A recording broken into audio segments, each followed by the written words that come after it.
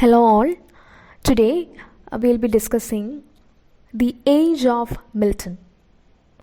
That is, the age in which John Milton wrote. The age of Milton roughly covers 1625 to 1660. And the age in which he wrote was a very complex as well as a decisive age in the history of British literature. And this age was characterized by paradoxes as well as contradictions. And we can see a transformation which turned the English people from Catholic to Protestants, or from a nation of earners into a nation of wage earners. Or we can see that there was a transformation from peasantry to a capitalistic society. So this age witnessed the mushrooming of English colonies, banking, and a number of other prospects. And this age saw the emergence of what can be called as modern England. Obviously, Milton played a crucial role, a role that of a prophet, pioneer, and a creator. So as I have told you, the age of Milton was also an age of transition. It had two phases, just like the two phases of the Roman god Janus. One that is looking back to the Middle Ages, and the other one looking forward to the modern age. So now let us go through the characteristic features of this particular age. So we can see that there was an advancement from the medieval ideals to modern ideals.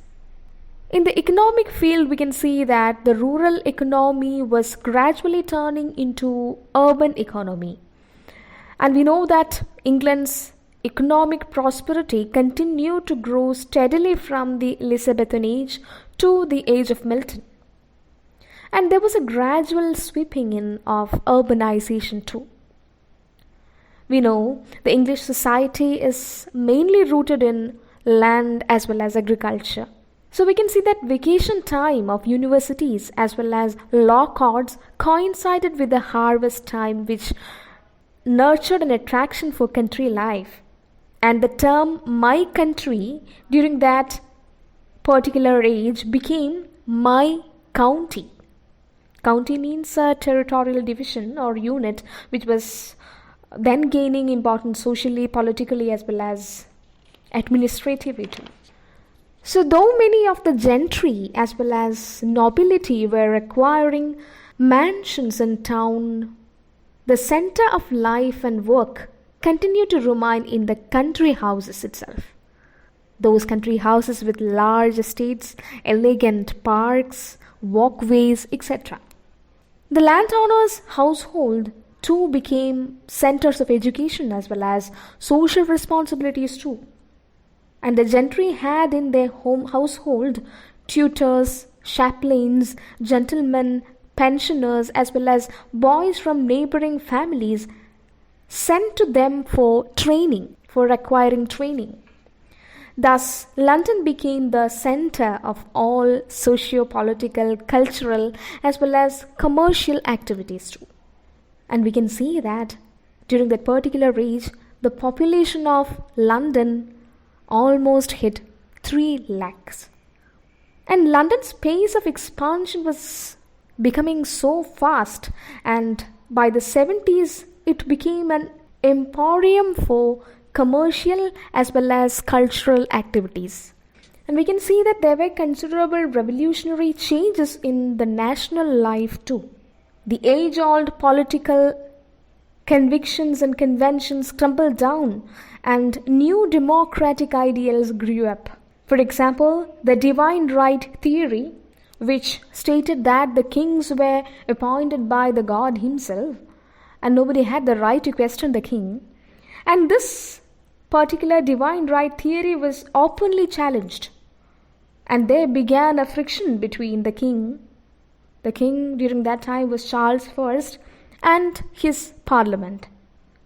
the Long Parliament of 1640.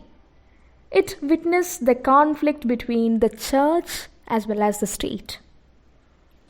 And the king and the parliamentary houses were at perpetual war. And there was a strong revolt against Charles I.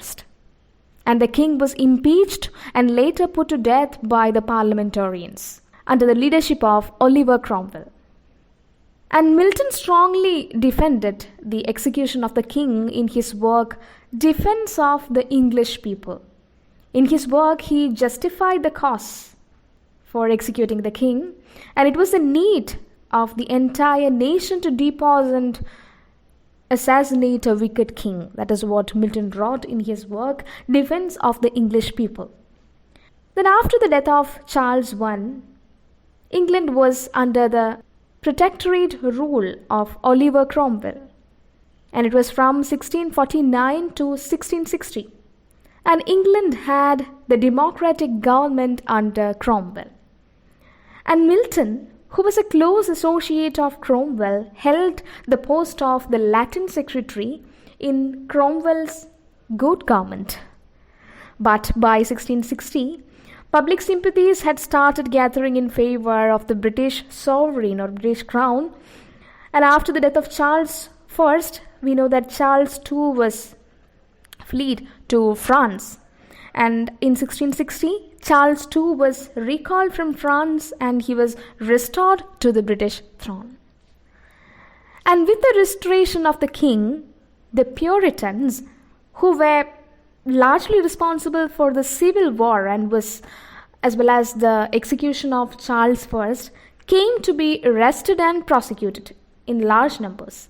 And Milton too was arrested. But under Charles II's act of amnesty and oblivion, only those who were directly involved in the assassination of Charles I were punished and the rest were spared.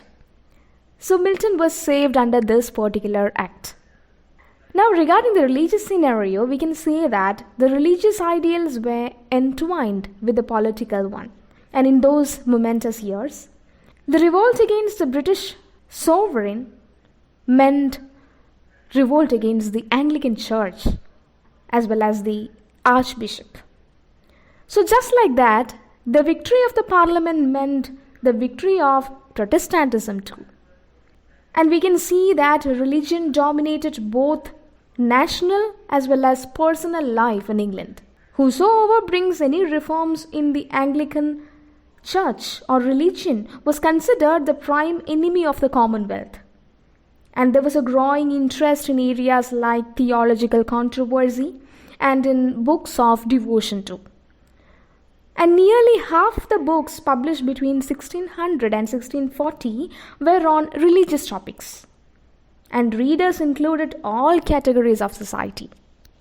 So, in such a society, without newspapers, the pulpit played a significant role, politically as well as religiously. It was the one and only means to reach the vast bulk of population. And in 1645, the Archbishop Laud got executed, and about a third of the parish clergies were ejected from their livings. And the Puritans came up with utopian ideals with the aim of a truly happy and wholly free nation. And Cromwell summoned the Parliament of Saints in 1653, and Puritanism began to dominate the pulpit. And there was a renewed interest in the popular study of Bible too. And as a good constable of God, Cromwell also tried to reform the national morals and manners. And ordinances were issued against malpractice like drunkenness, cockfighting, duel, horse race, etc. Also, the major restriction include the closure of theatres in 1642. But the champions of democracy demanded a fairer distribution of parliamentary seats and protection of people's rights. And they also demanded agrarian reforms, radical changes in the system of education, etc. A large number of pamphlets on education, including Milton's Tractate on Education, were printed. But practically, no reforms were introduced in the sphere of women's freedom, right, and equality. Women had to look upon their husbands as lords to whom an unquestioning obedience was due. Now, regarding the literary sphere, the habit of reading was widespread all over the country in those stormy years, for there were no performances due to the closure of theatres. So reading was the only means for the people to get enlightened. And genres like romances, histories, sermons, handbooks, pamphlets, ballads, and the like fed the popular taste. And there was a considerable increase in the number of books printed annually. The fateful Civil War produced a flood of pamphlets and tracts coming up on the controversial religious as well as political issues of the day. And we can see that the emphasis in English literature shifted from poetry to prose. The prose works produced during that age was rich in both variety and power. John Milton and John Bunyan were considered as the major prose writers of that age, and Milton's Areopagitica and Bunyan's The Pilgrim's Progress were celebrated works. And in the field of poetry, majority of the poets wrote short lyrical poems like Lyrics of Ben Jonson or the metaphysical sonnets of John Donne and the Cavalier poets. Then the other poets included the Caroline poets, that is, poets like Robert Herrick. He was considered as the most important one among the Caroline poets, and his religious poetry was published under the title Noble Numbers, and his secular ones under the title Hesperides. And his intellect as a poet is clearly profiled in his Hesperides, and it is a collection of fairy poems, love poems, etc. And they were highly lyrical in quality too. Then another poet was Thomas Caro, and Andrew Marvell, John Suckling, Richard Lovelace, George Herbert, Henry Vaughan, Francis Cwadler, and the like.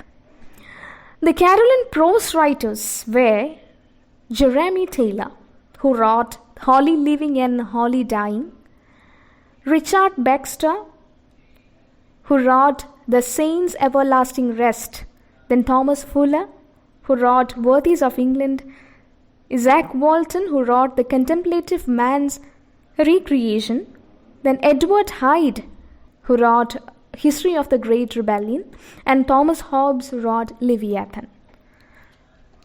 So in short, we can see that the entire period was dominated by major political as well as religious incidents like the Civil War, the rise of the Puritan movement, the need for the spirit of unity, and finally the Restoration. So that is all about the age of Milton. So thank you for listening and watching.